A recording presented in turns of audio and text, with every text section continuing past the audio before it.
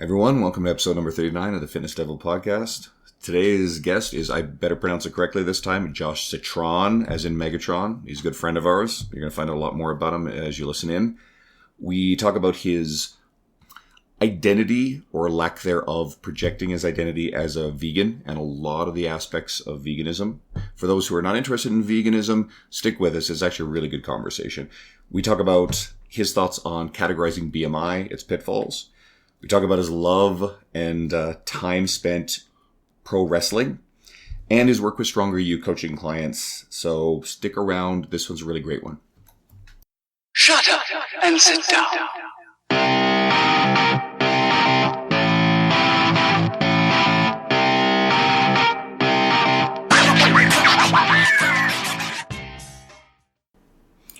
Hey, everyone. Today we brought our friend Josh Citron onto the podcast. So I'm Andrew Coates, Dean Guido sitting here with me. Sure. And Josh is coming all the way from Des Moines. Now, we're Canadians. We're up in Edmonton. And Americans generally don't have a clue where anything is in Canada on average. And I'm thinking to myself, okay, I've heard of Des Moines. I don't even know which one of the states that Des Moines is in. I know it sounds like a really exciting place to be. No, it doesn't. Where is it? Is that Idaho? It's in, it's fine. It's in Iowa. And when I told everyone initially I was moving to Iowa, because Iowa is like the Midwest of the Midwest. It's like the true BFE state. And when I told everyone I was moving to Iowa for like a year, everyone said I was moving to Idaho. Is there a difference? Not so much. No, probably, I'm sure. They do potatoes. We pretty much insulted everybody from Iowa or Idaho that is currently listening, so our apologies. We're in Alberta, which now that you think about it, you have no clue where the fuck that is. So we're even. So we're it's like Texas with mountains, pretty much. Just want to cut you off because people are listening. My name is actually Citron, not Citron. Can we just, oh my God. No. Let's just. So it's like Megatron, but Citron sounds so much better. Like you have to admit maybe it does, but like. Citron is where it's at. Citron. See, I mispronounced the name. Now I feel terrible. You shouldn't feel terrible. Citron sounds like a wrestling name, and we're gonna get into wrestling, but Citron doesn't. You know what I mean? It's like Dean misspelling Spencer Nadolsky's name repeatedly. Yeah, well, it's Nadolsky. We are actually fresh off hanging out with Josh literally like a week and a half ago at the Kansas City Fitness Summit. And if you don't yet know who Josh is, because we try to bring people on here that maybe our core audience hasn't heard of yet, who we really want to share. Josh is a nutrition and performance coach with Stronger You. And we've got a few other things we'll tell you about him too. He's an asshole. No, big prick. And of course, Josh is following who are listening. They're like, these guys are idiots already. We'll have some fun with this. You're a hybrid athlete in a wide array of pursuits while being a vegan. I figured you'd bring that up. You being a vegan, you'd bring that up before I got to it. Anyway, so. Already cracking jokes. All right, so let's actually get into some cool questions. So, how have you managed your training and competitions with the vegan diet, and what are some of the misconceptions people actually hold about veganism? So, as far as competitions are concerned, it's never been an issue. I've only done. I've been a vegan again now for almost a solid year. And I've been a vegan on and off for about the last 6 or 7 years. That bacon just keeps coming back to you. It sounds like a relationship issue here. Well, the term vegan's kind of, it is kind of like a relationship issue. The term vegan's kind of a term I don't really love in general. Sometimes I use it because it's easy for people to understand what it is. But, what is even vegan? You'll have some people that say if you eat a fig, you're not a vegan. And I'm like the least militant person with just about everything. So, I've been like pescatarian for a lot of that time, which means I ate fish and had dairy. But, for the last year or so, it's like back to the vegan diet. I've just never really been public about it because I didn't want it to bring up these poor questions from people who didn't really understand like how or why I'm doing this. And I didn't want it to be this thing that like, I'm just a vegan. When it's like, no, like I'm a nutrition coach. I'm still a training coach. I'm still Josh Citron. I was still served in the army. I'm still all these other things that have nothing to do with being a vegan. But when people find out you're a vegan, the first thing they do is they go, wait, what? What? Like, what are you? And just to kind of point this out, if you're on the YouTube video, is that Josh has a picture of a pig in the background, which is fairly ironic considering you're a vegan. But I guess it's alive? So it's alive, but it probably wasn't for very long. Yeah. That's actually Kelsey's grandfather, who's a farmer. Yeah. And I imagine that pig was turned into some bacon on the table. Probably delicious. So anyways, kind of talk about that, because I think that that's a large problem that people have even with other sports. Like if you're a football player, you're just a football player. Vegan tends to be the word of the last few years, especially with the few documentaries that have come out. So like, what are some negative connotations I guess people have of you for being vegan? For one, people think like, bro, where are you going to get your protein? Yeah. Like people have this thing that you can't get protein on a vegan diet, and it's just not true. Like there are plenty of protein sources. Now we could get super sciencey and get into like bioavailability of protein. But the thing is, if you're eating like a very well-varied diet, that shouldn't be an issue. Where I could see this being an issue, being like my own opposition, is if you're on a very, very calorie controlled vegan diet, where you're eating very little, like 1,000 to 1,200 calories. That's when things can start to get problematic. But, you know, most people aren't. In America, most people are overweight. It's people need to be eating less calories. So this very rarely is an issue. And I was going to say, what are some of your go-tos, just, I guess, for the people out there listening? Like, because honestly, that's my question usually. Not that I haven't looked into it, but like, what's your go-to protein vegan style? Yeah. Josh style. You know, it's crazy. I don't even have really like a go-to. I could pull up, obviously, MyFitnessPal and just tell you like on a regular basis the things I'm eating. But I guess like I get a fair amount of, once a day, usually some tofu or tempeh. I usually one scoop a day, I'll have a like rice and pea protein powder, legumes, tons of legumes, lentils, nuts and seeds, and then vegetables actually have a pretty decent chunk of protein. And I know people are like, well, no, they don't. Like a serving of green peas may have like 4 grams. But when you eat a shit ton of vegetables in a day, it truly adds up. Yeah, I guess you could probably say that, you get a 250-pound competitive bodybuilder. That might then become very difficult to get optimal protein based on the fact that a lot of vegan proteins are going to, have a lot of carbohydrate calories in them. Not all, but there's going to be more. Yes. And B, the actual fiber and food volume of that same amount of protein. So we know that there'll be challenges, but there's still ways to get adequate protein to build muscle. Pea protein's actually pretty good. I know it sounds like I've had it before just because Andrea, my wife, has had it before. And it's actually pretty good. Yeah, I mean, I take a blend that I get from TrueNutrition.com of pea and rice protein, and it tastes just like whey. And ironically, it has a very similar amino acid profile to whey protein. So it's pretty advantageous as like a workout isolate. Not that I think that that's like super important for most people, but it might be. Another one of the misconceptions that I know people will have about, vegan protein is that individual sources of most vegetable-based proteins are going to be incomplete, missing some sort of essential amino acid. When you eat them in a combination, especially over the course of a day, it generally fixes that issue. There are a few examples, tofu being one of them, quinoa is another one that are complete technically. Can you eat crickets? No. Seriously, I don't know. It's really funny you ask, because like someone that I know who also works under Alex Viada, she lives here in the Des Moines area, and she owns a cricket business for like food. And she sent me a link to it, and I like thought about it for a second. I was like, no, that would like be the opposite of not eating animals. You're eating crickets that you're going to kill yourself and throw onto a thing. And I'm just not really that interested in eating crickets. So it's not vegan.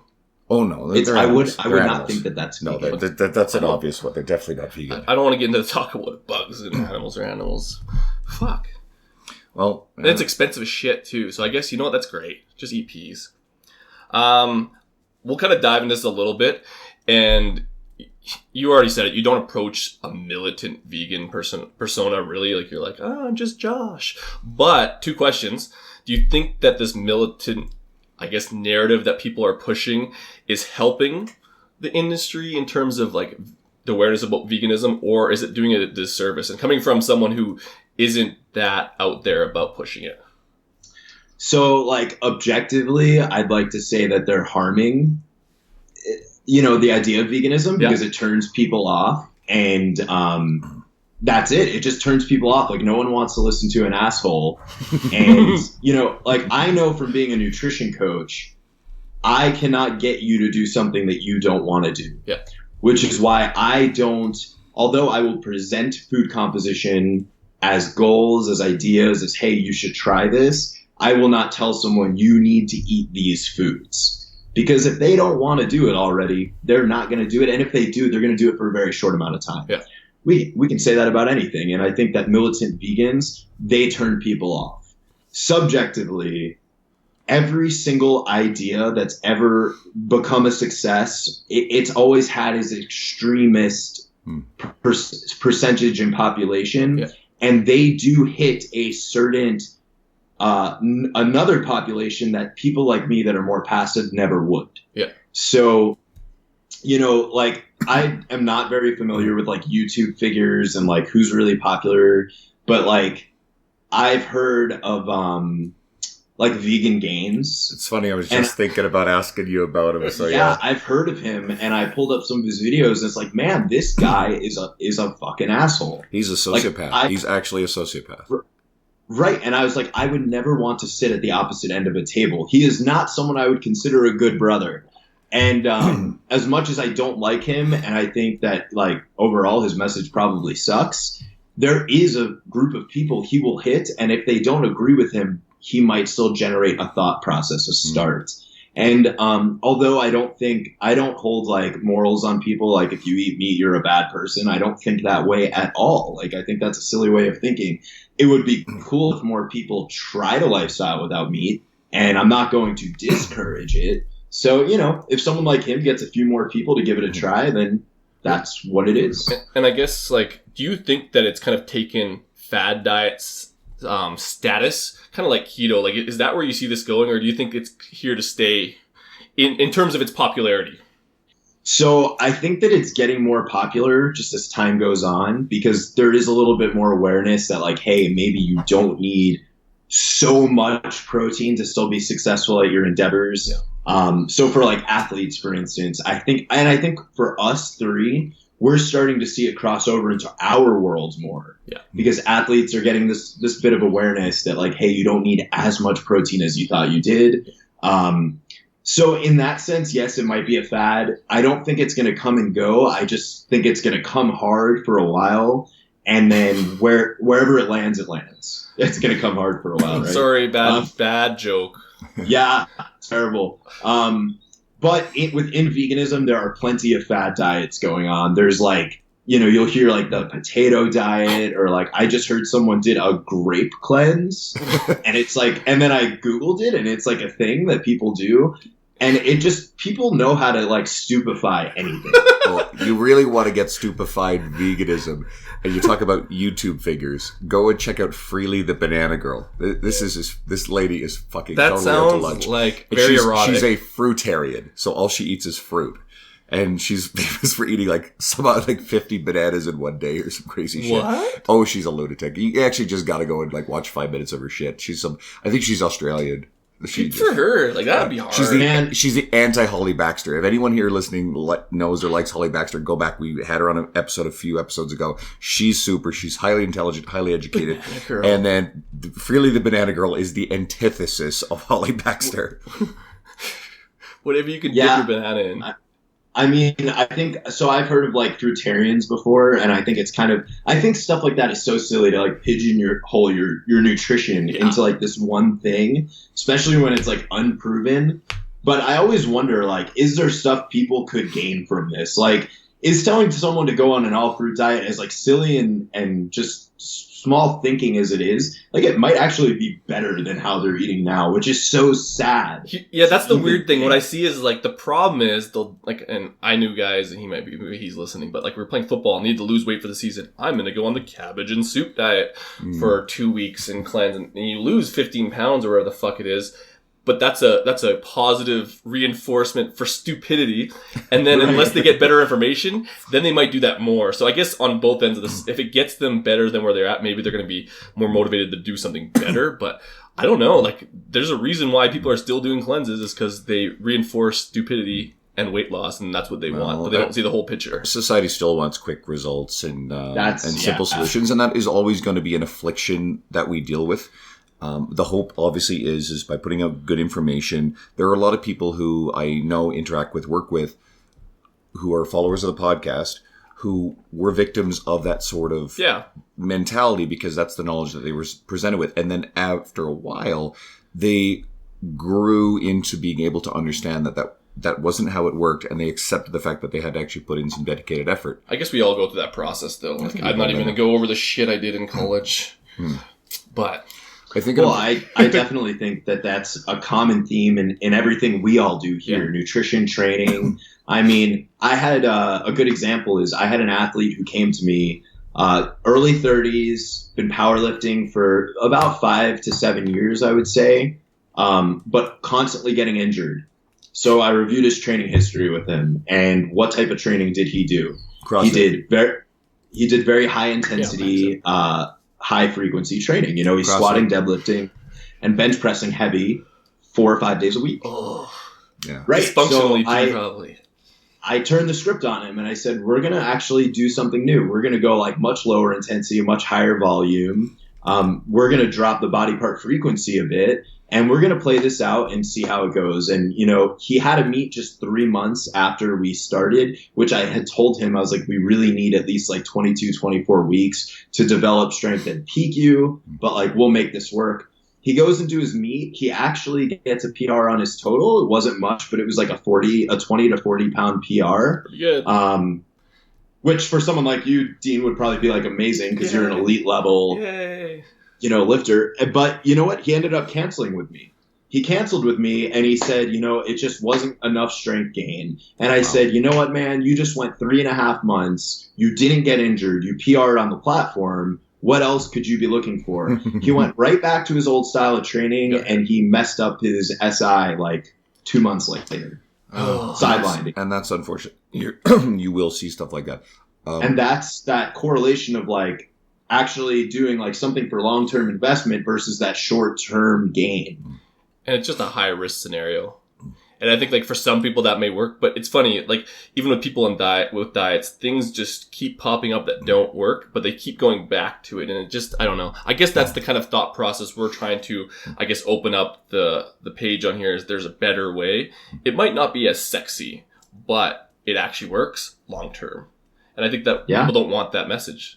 But people who listen to this podcast want it, Andrew. That's the hope anyway. Well, cross our fingers. You can see us crossing fingers now. We may have absorbed somewhere along the way with some guest a legion of complete morons that are just like entertained by all this bullshit. They're like, fuck these guys. No, I think our average listener is more enlightened. I think one really valid thing that we should probably point out too about veganism that is completely unique is that it has a moral aspect to it, at least for a lot of the people who eat it. And I think that is probably why it will have enduring appeal to a large group of people in a way that's something like there's no morality in keto, or if you can find some, then there's something strange going on in your brain, or intermittent fasting. But veganism, obviously, like care and concern for animals, and a lot of I think the militant stuff can come from that very positive place, even if it can at times have negative effects. I mean, what's the morality in the carnivore, the all meat diet, which my best friend does, and holy sweet mother of God, that's interesting to say the least. Well, you're saving plants. Obviously. Yeah, which is the animal's food. Yeah, but you're saving the forest. Oh, I guess. Okay. And then you're killing animals who don't eat the plants. Total moral value there. Well, if we really want to go down this rabbit hole... Like, what the fuck? If we really want to go down this rabbit hole, everybody's talking about climate change, and we're not getting on... Where does this go to climate change? I'll explain. Okay. Is everybody's... like in Canada, there's this big fight over carbon taxes. It's driving our gas prices up, and chances are all these political parties that are pushing this shit are going to get erased next election, and fuck them, get rid of them. There's my politics. Whoops, I went there. But really what puts out more CO2 is actually all of the beef cattle that's out there. That actually produces more CO2 than all these car emissions. So it's morally right to kill animals. No, it would morally, in that sense, for the climate, it would be better if we were less reliant upon beef ranching, like domesticating. Yeah, exactly. So if we reduced our reliance upon beef consumption around the world, then we would actually have a much greater impact on climate change. I use quotation marks there. Climate change than what we would be able to by reducing the amount of cars on the road. That's it. Guys, there's 3 of us here. We're smart guys. Mm-hmm. The climate change diet. Or how would you put that? We could totally sell that. Sorry. No? That would backfire because then hardcore conservatives would go the other way. Hit him with the BMI question. Yeah. This is going... I thought I had a good idea, and you guys just didn't say anything. Yeah. Okay. Okay, so I actually pulled this one off your social media because you recently made a post about how BMI would be better received if categorized in terms of 3 sort of blocks of risk of cardiovascular disease. And BMI is easily criticized. People like to fucking bitch and whine about it. And they also like to devalue it when, in fact, it is still a fairly useful metric under certain circumstances. I'm going to say something that's a little blunt here that people won't like to hear, but a lot of the reason why people will complain about BMI is because they're kind of hiding from the fact that they are carrying too much weight in terms of their health. Like, want to be kind about it, but that's true. And that's why they bulk against it. So let's elaborate on your thoughts on BMI and categorizing it differently.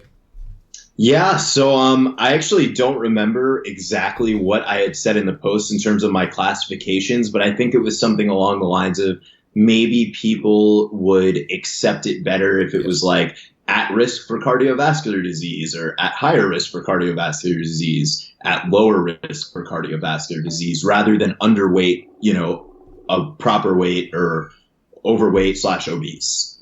Like you said, I think most people don't like BMI because most people try to avoid the inconvenient truth. And the inconvenient truth is like, you carry too much weight for your organs to properly handle for optimal health. And that is somewhat relative, but not nearly as much as people think when we're looking at mass populations. So I can use myself as an example. I am 5'7". I am currently 192 pounds. That places me, I believe, either overweight or obese. Many parts of the year, I'm in the obese category. And it's up to me to understand that even if my body fat percentage is 12% or less, it doesn't fucking matter. Yeah. Like, there is going to be a relative stressor put on my heart and other organs because I'm carrying around more weight. Now, is it better that I have some muscle and not as much fat? Absolutely. But with a lot of these individuals, what we have to come back to and remember is to get to that level of high muscle and at that low body fat, a lot of them are going to be using supplements that are harmful for the cardiovascular system and organs. Therefore, it's going to be a net negative. And, that is a very small percentage, but a lot of times that's the percentage that's arguing with this. And that's realistic. And I think that was Alex Fiat. Did he jump in on that post? There was a few of them anyways. And it was just like body weight is, you're still carrying around more weight, regardless of whether it's muscle or fat. And like that still stresses the system in some form or fashion, good or bad. Yes. Well, these sort of discussions are far from black and white because you have to account for all of the varied factors that contribute to someone's health. You have someone who is creeping into obesity technically by weight. They're very muscular. They're very lean. Their overall health behaviors are very positive. That person is probably going to score really excellent in terms of the likelihood of them having a long and healthy life compared to someone who's within normal body weight range, higher percentage of body fat. They're inactive. Their diet sucks. Maybe they just have a better metabolism. They burn through it. They're eating a preponderance of low quality food, even though their calories are within their maintenance range. And they're just a sedentary type of person. So I'll take the more muscular physique any day. You get into extremes of muscularity, and yes, I mean, like I've got a whole bunch of buddies who are around 300 pounds, strong men, or just big dudes, Highland Games guys. And these guys all have sleep apnea, right? All of them. So they all have to wear that breathing mask. Right? Well, the funny thing is with these types of things is I think that the people looking and I guess arguing, like you said, on the extremes of it, they just don't want to admit, you know what I mean? Like someone who is actually like healthy and like lean, but not like super jacked and huge and can't sleep. Those are the guys that are arguing like, oh, it says I'm overweight, but kind of they are. They have sleep apnea and they're fucking dying. Right. Even though they're huge and that you can see kind of remnants of a six pack. They're arguing the BMI for that one variable when really they know. They know that they're not in the best health. Yeah, and once again, it's easy to use myself as an example because I fell into that category. Although I was not ignorant to the fact that like it was important that my BMI was high. It's a risk. I had hypertension. Yeah. And I'm like, when I first got told I had hypertension, like, look, I'm in my mid-20s. I'm a quote unquote athlete. I'm a very active individual, and I preach health. Yet I have hypertension. Like, WTF, Yeah. right? So I could sit there and I could say, no, this BMI is really stupid. Or I can start looking at the facts and realize, like, putting correlations together and just being like, okay, you probably weigh too much. Maybe it won't hurt to go for a run outside and eat a little less calories. And then they have that conversation with themselves, and they're like, no, I'm not going to do that. I'm going to keep doing what I'm doing. Just be realistic about it. Know that there's a higher risk involved with that. Don't argue the system saying it's fucked. It might be a little fucked for some of the outliers, but like generally it's probably a fairly good indicator. I think what percentage are those outliers? Like, you guys, I want to hear what you would just guess off the top of your head. I would say like a 0.5%. Maybe I'm wrong. Well, this goes to my next point, is that we're talking about a very small piece of the population. What is it? And I think most of these people probably aren't complaining about BMI. They're the 6'5" skinny guys who like literally don't give a fuck. No, the people who are complaining about BMI, and again, I'll be very careful with my words, because anyone who's ever listened to me knows I'm very conscientious, thoughtful about weight and people's feelings. Those people are the ones who are overweight. They are carrying too much body fat. It is posing a health risk, and it is emotionally upsetting to be confronted with a piece of information. Now, maybe the way that piece of information is being presented isn't being presented in a thoughtful or sensitive way. And we have this discussion in our industry about, kindness and sensitivity and where's the line. And I don't think it's ever valuable to be blunt and unkind with people in confronting with the fact that you're facing health risk because of your weight. But BMI seems to be this little trigger point for some people that upsets them because it tells them something that they don't want to hear. Tells them the truth. Then some of those same people will make that the argument, which is complete fucking bullshit, that, it doesn't account for muscle mass. No, my dear friend, I'm very sorry, but you're carrying too much body fat. It is posing a long-term health risk, and your BMI is telling you that you're in a danger zone. So it's upsetting people by confronting them with information that is emotionally uncomfortable for them. And what's the percentage? I have no goddamn clue. I think Josh knows. Well, Josh, do you know?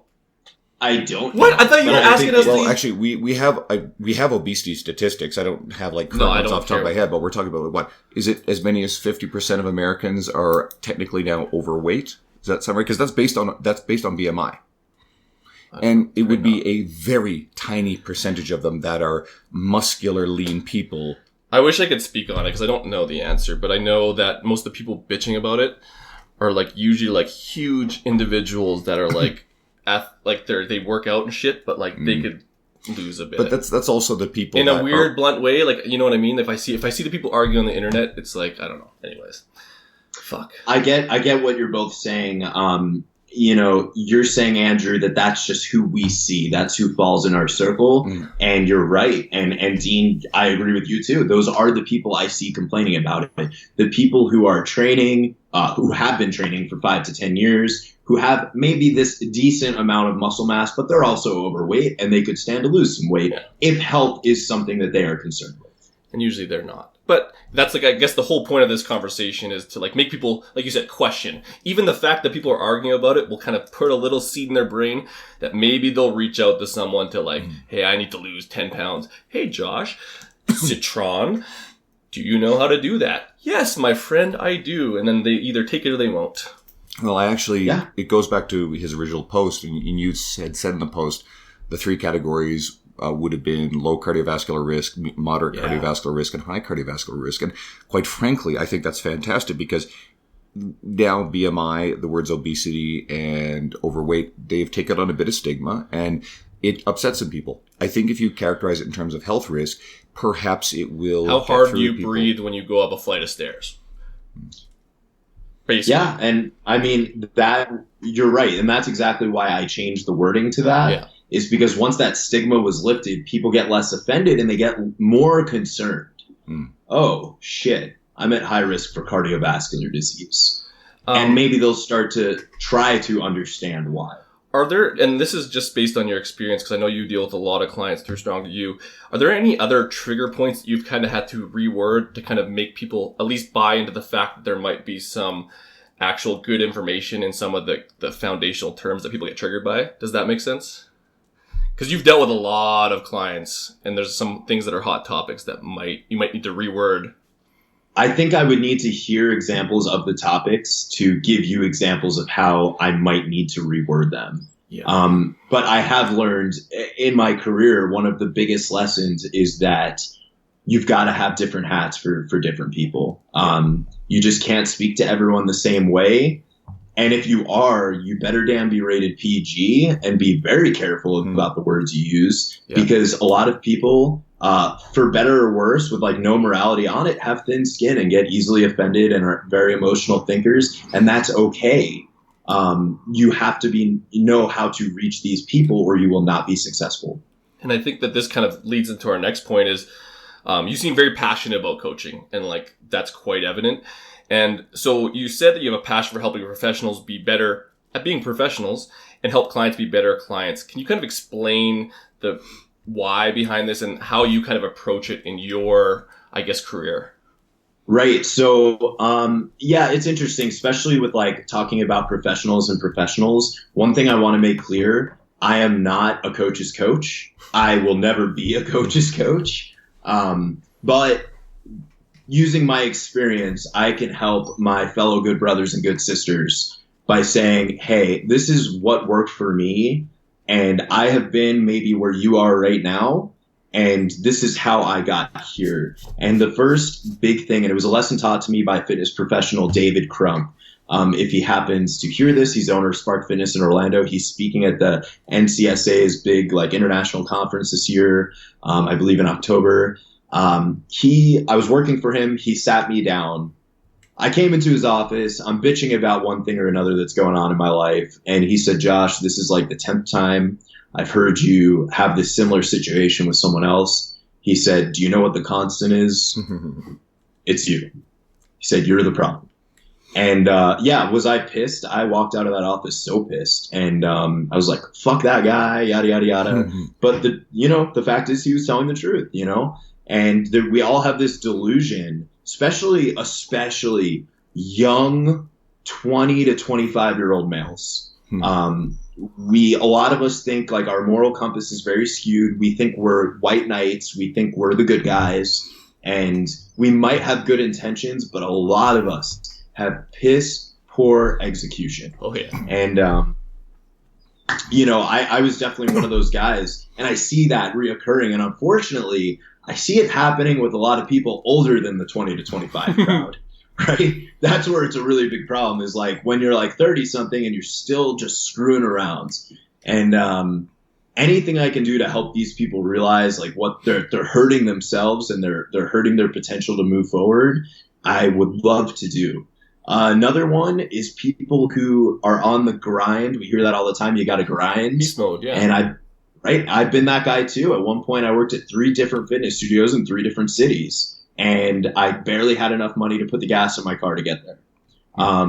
You've got to focus on what you're good at, put all your heart into that, but also make sure that you're taking care of yourself. Because, we talk about the whys, like why do you even work? Why are you doing what you do?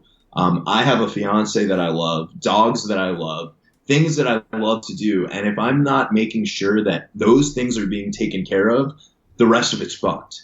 Like, end of story. I see this with my clients, and this is what I try to speak to my clients about being better clients, is figuring out who you actually are and do your goals fall in line with who you are? Because if not, when you get to that goal, you're going to realize all that time you spent getting to where you wanted to was time wasted.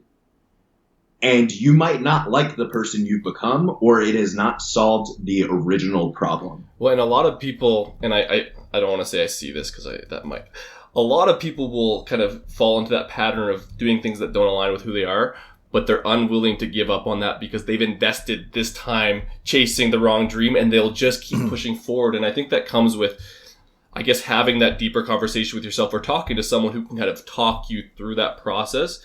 And I don't want to say that people should drop their dreams if it's the wrong, but I mean, you should take a real hard look and evaluate, are my efforts going towards the real end goal as opposed to wasting time here? Because it's going to hurt more if you switch later. And that's usually the truth. So what's another thing outside of training and nutrition that 100% could be applied to?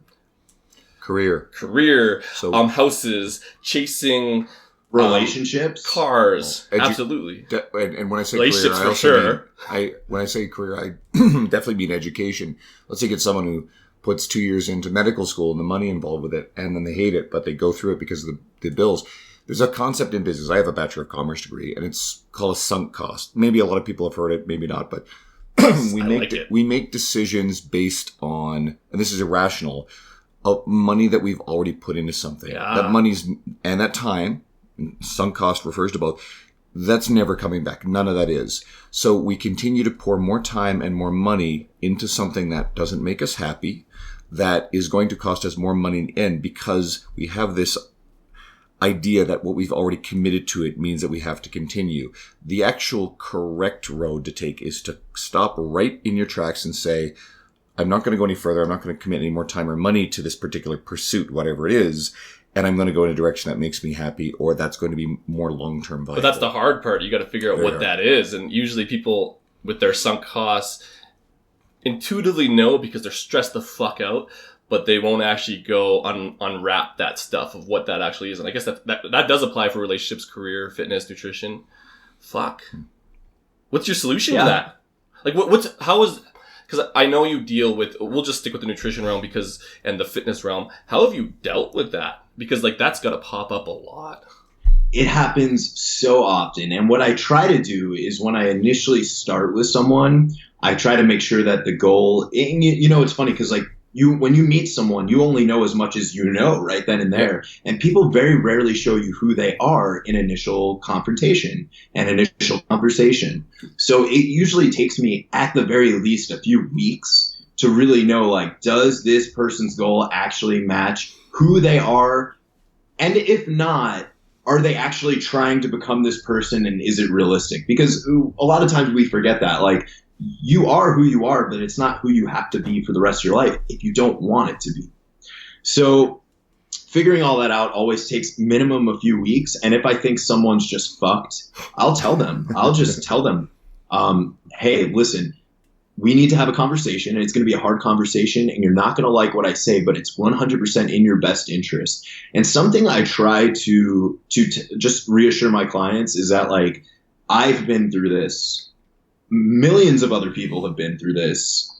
You're not alone, and it's not going to feel good, but I want you to tell me how you feel so we can talk about it more. And about half the time it works. About half the other time they want to keep pursuing their goal, which sucks because, eventually they come around. Well, it's like a lot of people that we deal with. They have to arrive at these things in their own time. And anyone listening who is struggling with anything, who is thinking about getting coached or trained or currently does, the things that work, or the coaches certainly that are listening to us because our fitness professional audience, people will be successful when they make decisions for themselves, when things are ultimately their choice. A really effective coach is going to help lead someone to that destination. But we as coaches do not work very well when we are telling people what they should do. They really do need to arrive at that point of their own decision. So what I like to do as a coach is, one, ask a lot of questions. And sometimes the questions might even be a misdirect question. I ask them a question about something which helps them arrive to a different conclusion, which is fucking awesome when that happens. Yeah, exactly.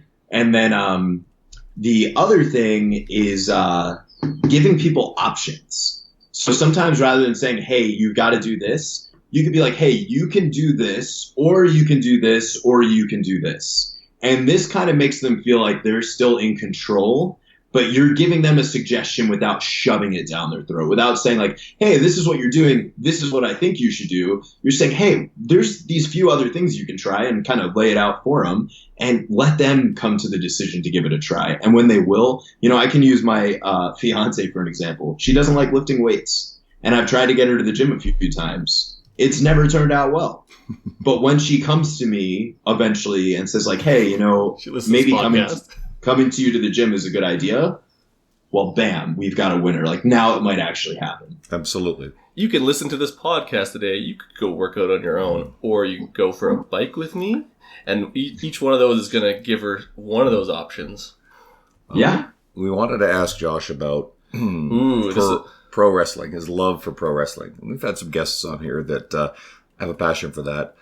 Dean Somerset has a actual belt that he had made that's like WWE style that's in his basement of champions, and he'll bring it into the gym and let his clients have it on days I think where they like do personal bests and shit like that. So he's a total geek when it comes to wrestling. So you actually spent some time performing as a wrestler as well. Now that life, that's pretty far from glamorous at times, especially on the local circuit. Could you explain some of the physical and mental rigors of that life? Hidden dangers. Let me finish my fucking question. Jeez. And why someone like yourself loves doing it anyway.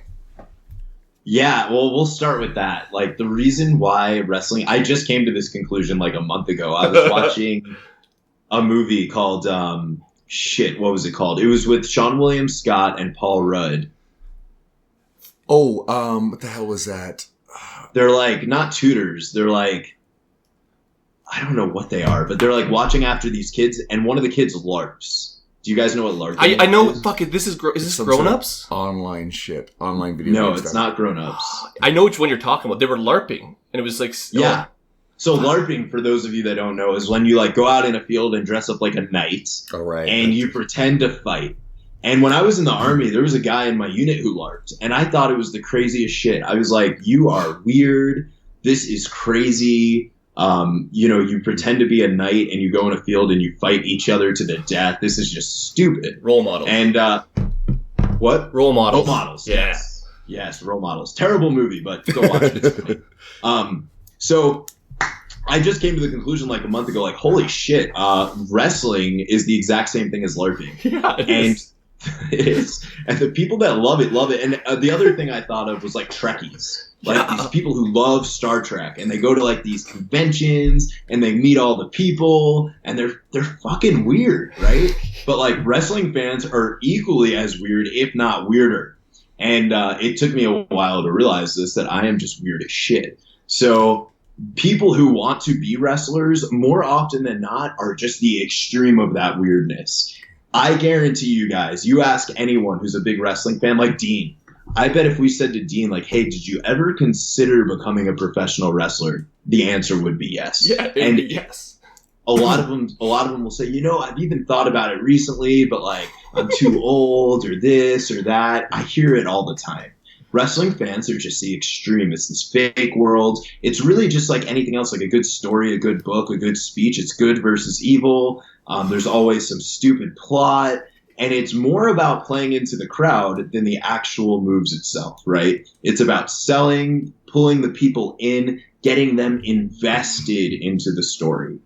And wrestling is the furthest thing from glamorous, which, much like anything else, people tend to put up these fronts that, they're doing well. They're these wildly successful professional wrestlers. Meanwhile, you're like, going from high school gymnasium to high school gymnasium, sometimes not even being paid, sometimes worse, getting paid like $10, which is like, fuck you. Let me go put gas in my car to get to the next town.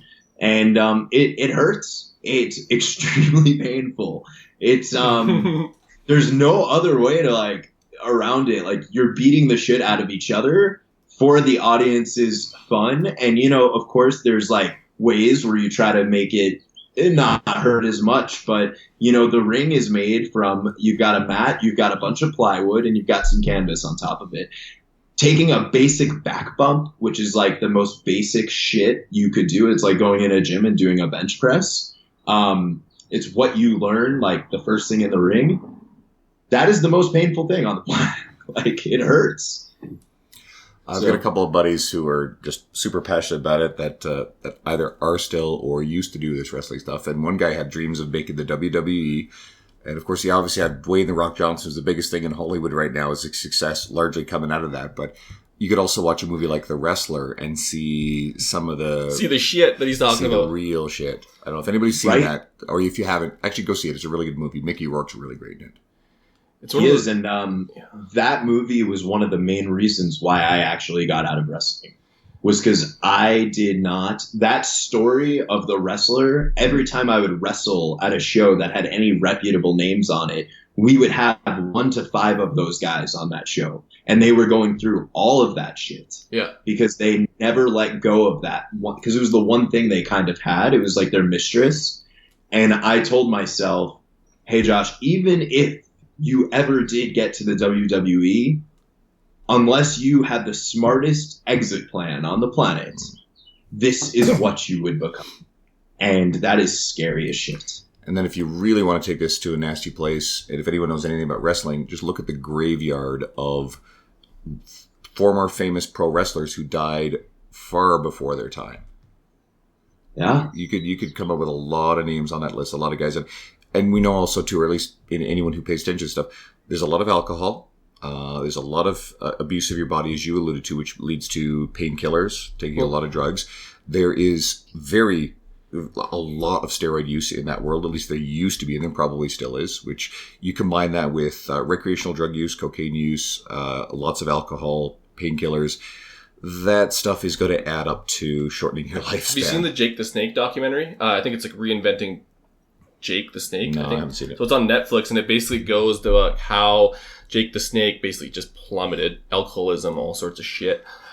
Body's fucking broken, and he goes to Diamond Dallas's Page's his like retreat, and then he takes him under his wing, and then just shows like that he literally like mentors like 5 previously addicted wrestlers and kind of builds them back up, and it kind of goes into the history of similar things that the wrestler was about, and just kind of goes into all their backstories and like how hard it is to climb out of that hole when you still have the dream of being a wrestler, even though you physically can't, and like you're fucked up and there's no opportunities. That's a hard pill to swallow, and I think that's the biggest thing that you see with ex-athletes is that idea that there has to be something else.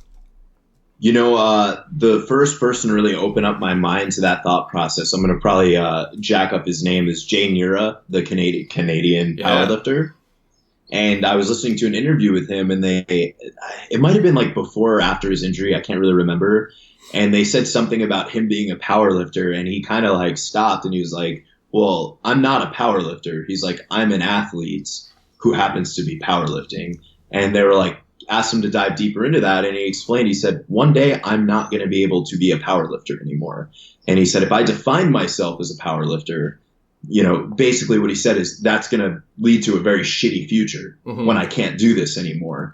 And I have that kind of mentality with everything. Like, don't let one activity or thing define you, because what happens the day you cannot, you know, you can no longer do that. Well, I think that we had similar stories. Like mine was football, but I did that same shit. It's just like when you define your life by a certain, I guess, image, and like I didn't get drafted, so it was pretty cut and dry. Like, you're done. I played out my college years, but like, what do you do after? I was like, I'm gonna play, or I'm gonna do powerlifting.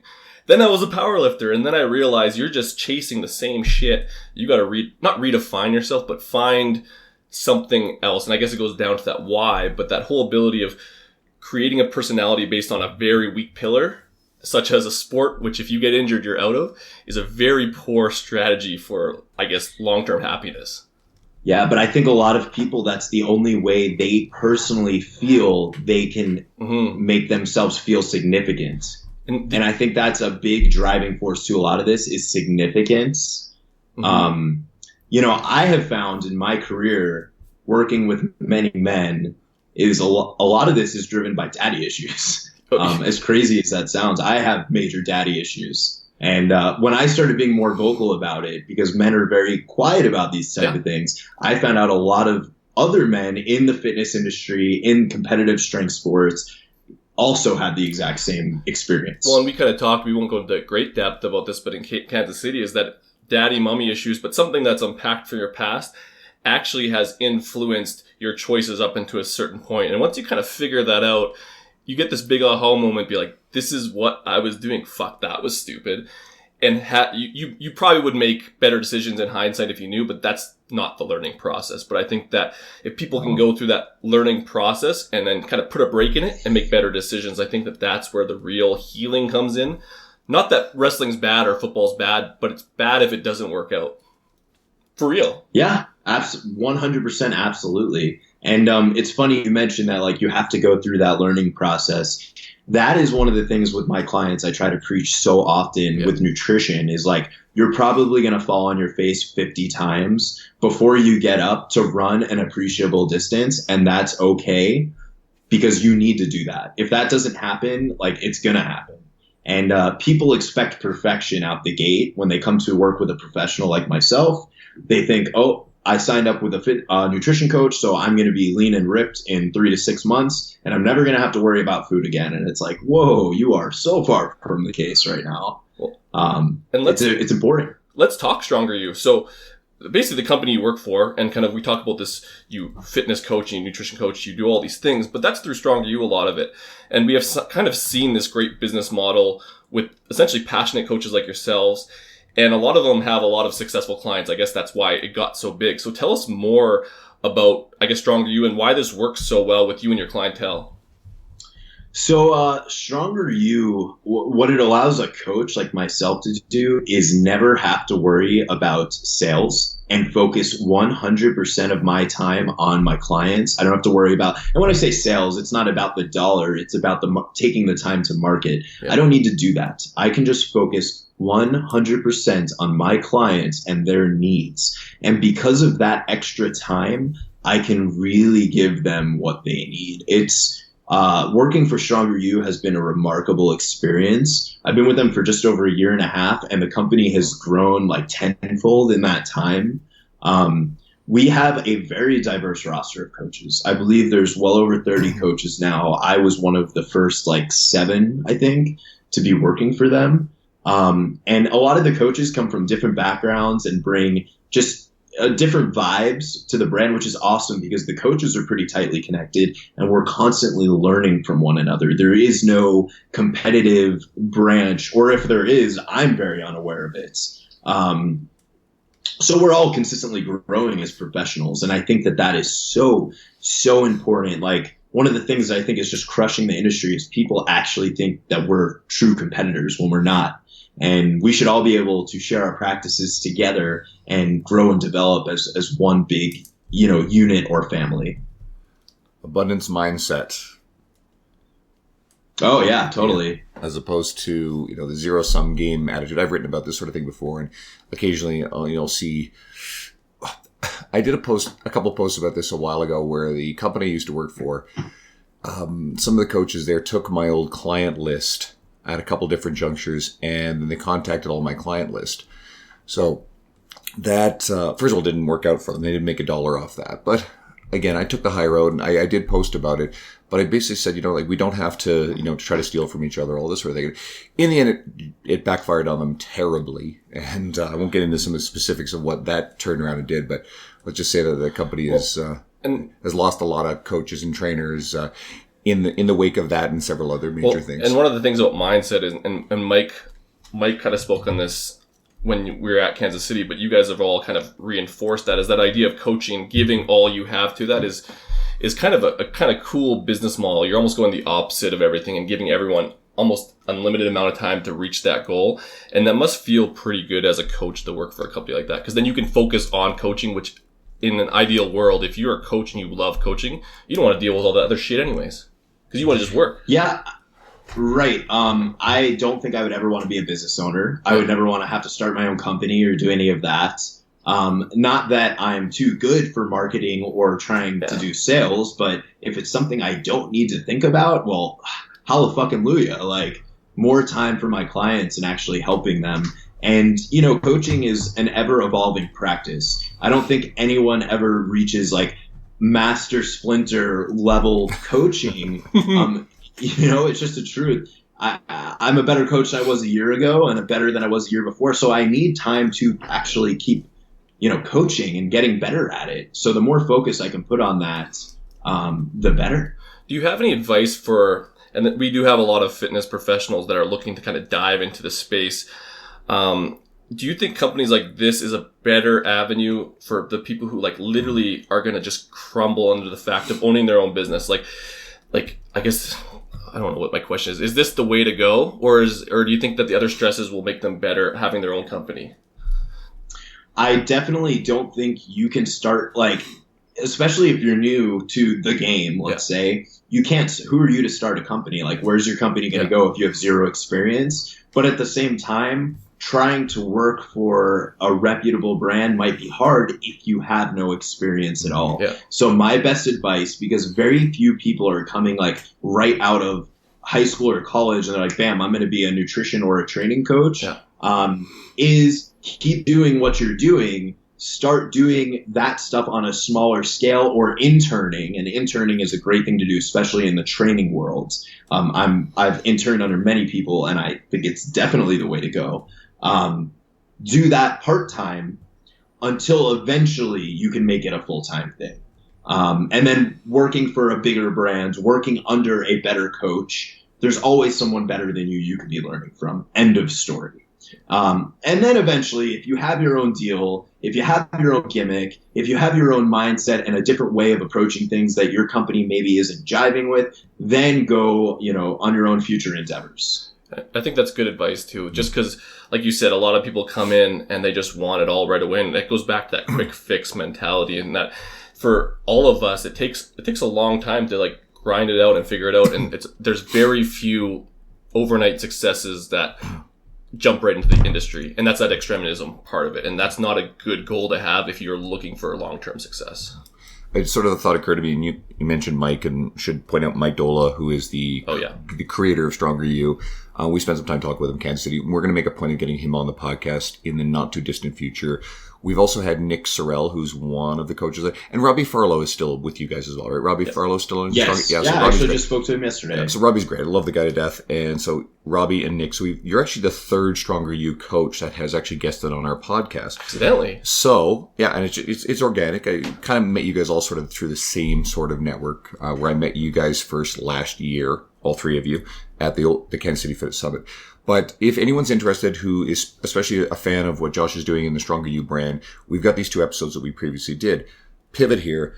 We mentioned earlier about not being competitive. Funny enough, Mike Isertel, who is one of the creators of Renaissance Periodization, actually mentioned Mike and Stronger You in a very kind light in our last episode. So if you're listening now, last week's episode is Mike Isertel, Spencer Nadolski, and Brian Cron. But it came up in there how Mike doesn't view you guys as competition. He would be thrilled to see people go to you. He explicitly said Dr. Oz and the charlatans and the people who are perpetuating bullshit as the competition. He sees all of us as being part of the same mission. He said that he would send his parents to Mike. He did say that, right?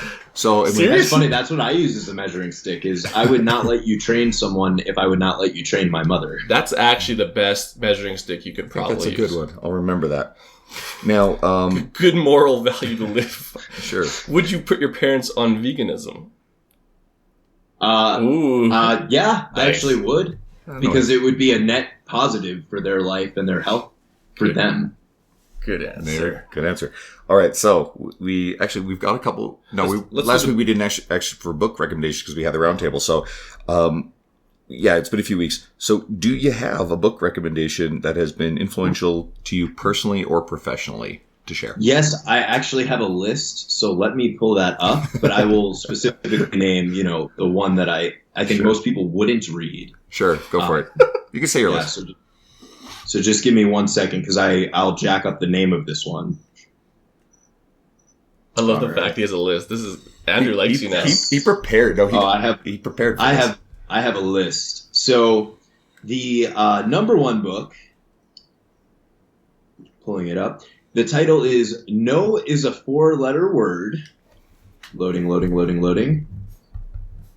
No is a 4-letter word. How I failed spelling but succeeded in life, by author Chris Jericho, professional wrestler, lead singer of Fozzy, movie star, and TV show star. God. So, hey, he's been on Dancing with the Stars, man. That's a big deal. What was his move again?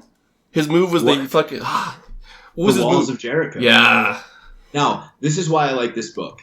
he has rules that he basically lives by and that he feels have made him successful. And he breaks them down by song titles, by movie stars or roles in movies. And for anyone who digs pop culture, it's like really easy to just read the rule and then just laugh out loud because you know exactly what he's talking about. And he actually is an extremely successful individual in a few different areas. So it's interesting to hear his take. Now, I usually don't recommend audiobooks, but he narrates his own audiobook. Sweet. Which, like, you know, if you're going to do it yourself. So I totally dig that. So I do recommend you buy his audiobook. I might do that because I consume most everything. Does he do like wrestling stuff? Like he's like, "Hey, brother." Does he like talk in wrestling in his voice? Every single wrestler does a little bit of wrestling stuff in just about everything they do. I have to say that being a professional wrestler carried over to a lot of the successes in my career here. So I definitely do not regret the time being a professional wrestler. That actually explains why you talk the way you do. In a positive way, because you've done it in front of crowds with the character. This is great. Yeah. I mean, so I've mentioned to both of you guys, my favorite aspect of my job is doing seminars. Yeah. And for Stronger You, that is like, other than being a coach, my primary role is I host most of the seminars. And speaking in front of large audiences, I love because it's like putting on a show. I've said it many times.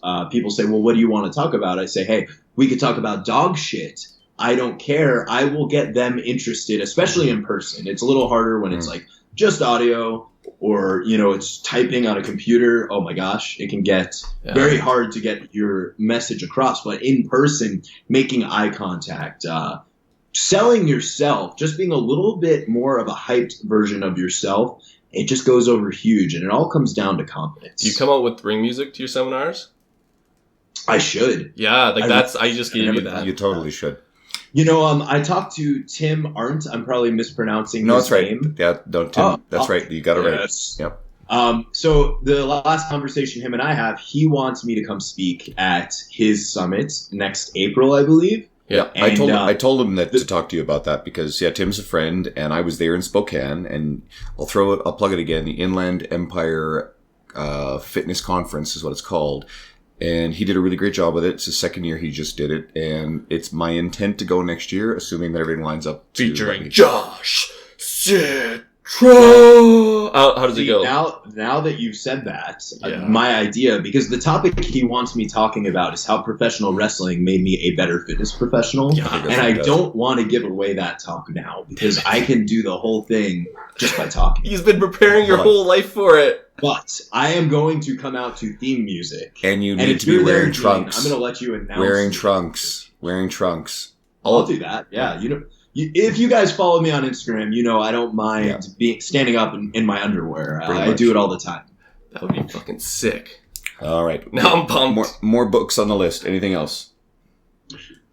You get one more. You only get one. If you're going to pick one other one. Doesn't... Just list them off. Your favorite. It just has to be your favorite.